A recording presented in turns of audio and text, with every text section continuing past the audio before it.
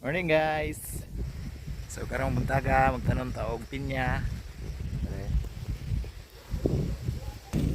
Hi everyone.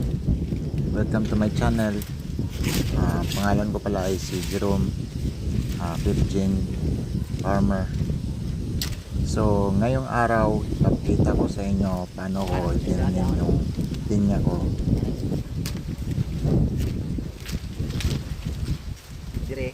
Hawak ko ngayon isang sucker.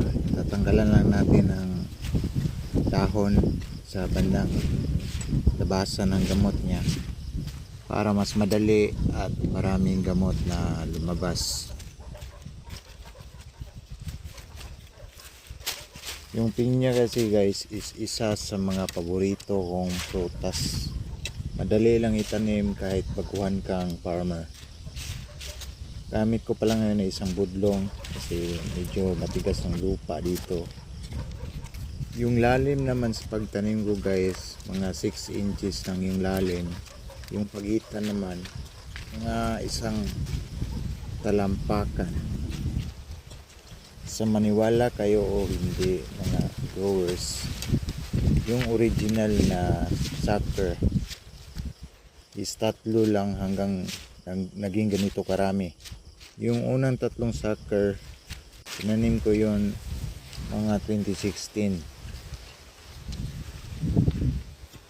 Unti-unting dumadami at itinanim ko hanggang sa naging ganito na siya karami. Yung kagandahan naman sa pinya mga growers no is hindi ka masyad palaging mag-replant kasi yung mother plant niya kayang mag-produce ng maraming suckers or yung tinatawag na slips, kaya sustainable siya. Yung pagtanim ko ngayon, sinabay ko na yung pagdamo at saka pagtanim para makatipid sa oras. Napakabis na itanim itong pinya during monsoon season para mas madali siyang mabuhay.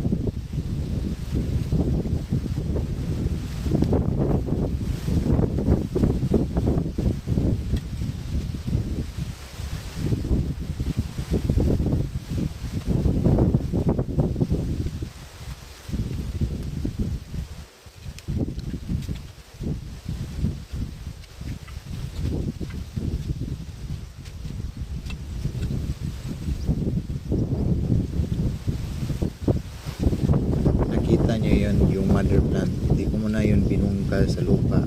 Tinanggalan ko lang ng dahon para magbigay ulit siya ng maraming suckers. Marami na ako nakuha dyan, pero magbibigay pa rin niya ng maraming suckers ulit.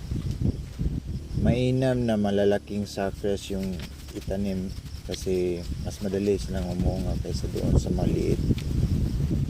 Yung malalaki kasi mga 14 months bubunga na yan, pero yung maliliit hanggang 2 years pa yan mamunga.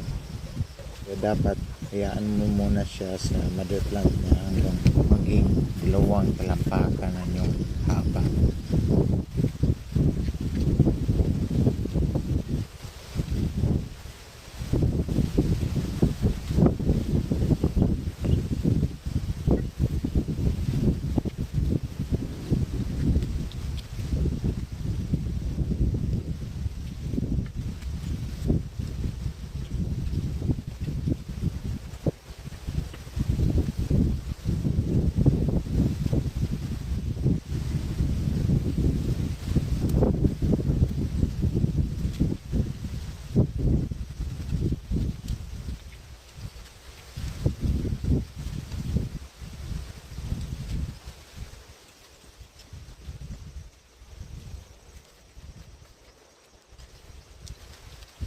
yun lang muna mga growers, no.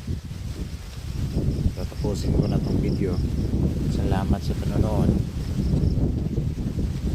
Ako si Jerome, ang inyong farm boy, at mag-iiwan ng kasabihang sa bukid daghang pamaagi nga maka-income basta magpugi lang. Peace out and see you on the next one.